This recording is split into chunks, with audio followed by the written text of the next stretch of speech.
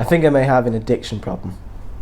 I don't know about you, but I've been reading into the book Dopamine Nation by Stanford professor Dr. Lemke. We've developed a behavioral addiction to our phones. We turn to it without thinking for shots of dopamine, like those lab rats who were taught to self-administer cocaine and ended up pressing the bar hundreds and hundreds of times. This stops our momentum in its tracks, saps our creativity, and dilutes our lives. But don't worry, in this video I propose my own cure. But first, I want to give a quick explanation of what dopamine is and what is happening to the dopamine system in modern society.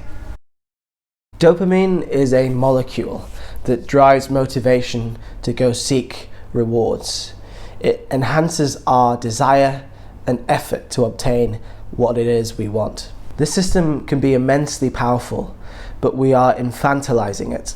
As recounted in the book Dopamine Nation, social media platforms are designed to provide a constant stream of micro rewards to trigger this system. After the first hit, we chase the second, and then the third, never gaining complete satisfaction, so we keep on going. This process distracts our dopamine system with immediate rewards rather than the longer term projects that will give us real fulfillment. If we exhaust our fuel on trivial things, we don't get to refill the tank. It is exhausted, it's gone, we have thrown away our potential for the day. Now, I think I may have a remedy if you're this way inclined.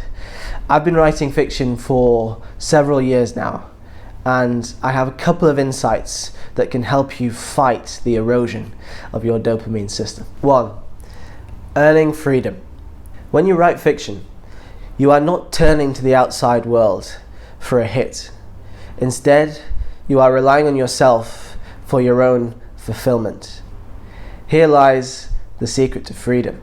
Now, writing fiction is indeed its own source of entertainment, but it works in a different way. The reward is a slower release. It is more powerful and lasts longer, but requires that upfront investment. Do you remember the marshmallow test? A child's ability to delay gratification, to say no to one marshmallow now for the sake of two later on, was a significant predictor of life success. I propose that the writer's equivalent to the marshmallow test is a 90-minute session of writing, and this comes from a great podcast called The Huberman Lab. The body's natural rhythms are broken down into these 90-minute cycles, and that would be the optimum period of time for concentrated work. You might say that's easy. I work a 9-to-5 job, that's several hours in the day, but just try it for 15 minutes and see if you have that urge to check your notifications. At first you might get a mini withdrawal. It feels like a stoic form of freedom, unnatural and depriving. But stick with it. It will slowly build into a feeling of flow. Perhaps this is the ultimate feeling of freedom, when time and the outside world slip away, when you feel one step building on the last and your own powers gaining greater momentum. 2. A good type of distraction. What do you do when you get held up in a queue, or you're on the train or waiting for a friend? I bet you get out your phone, and I bet, like me, you do it without thinking. In fact, if you're hanging around there and someone's just waiting for the bus, not on their phone, just sort of gazing into the distance, you think, that is a weird guy. What is going on in that guy's head? But can you actually remember the last good thing you saw when you took out your phone in these moments? Now, what I try to do instead is turn my focus to my current writing project. I'll often have 1 or 2 things noted down that I can think of for brainstorming whenever I'm out and about without a particular thing on my to-do list. I can remember the time where I had a character breakthrough or a new story idea sparked in my mind.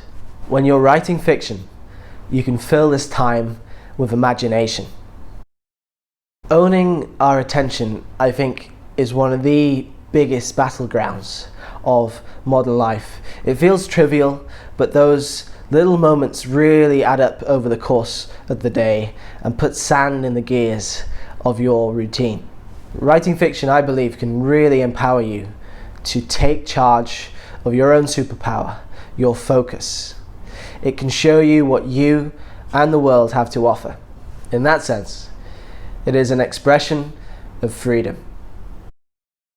If you watch this video out of distraction, then don't worry about it. I hope it helped you on that journey, and if you want similar support going forwards, you can subscribe to the channel.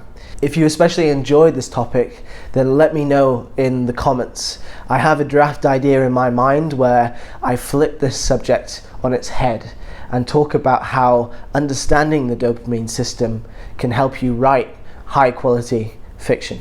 For now, I'll see you next week.